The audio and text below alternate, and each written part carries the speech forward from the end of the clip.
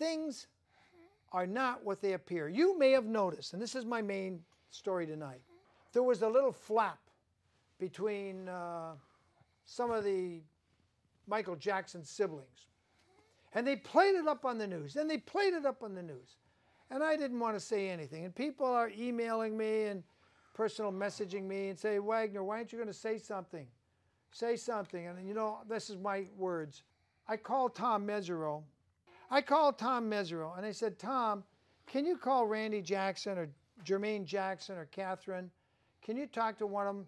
And he did. He went on Showbiz Tonight, and he basically said what I'm going to say.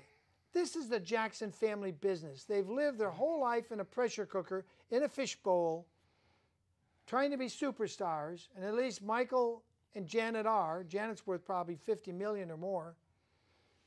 The Jackson Five, the other brothers, didn't do so well once Michael left, but they've lived their whole life in a fishbowl.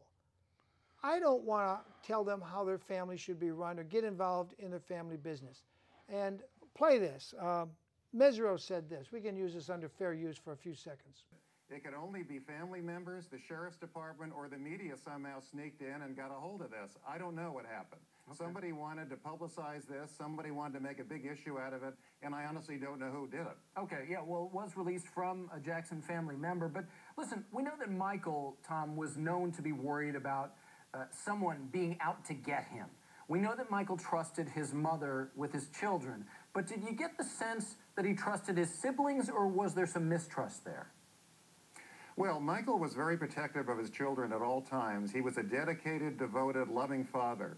He wanted them protected. He wanted them to grow up educated, well-read, well-traveled, well-balanced. He wanted them to understand the pressures of the media, being a Jackson. And I never saw him say or do anything that suggested he didn't want his siblings around his children. Never.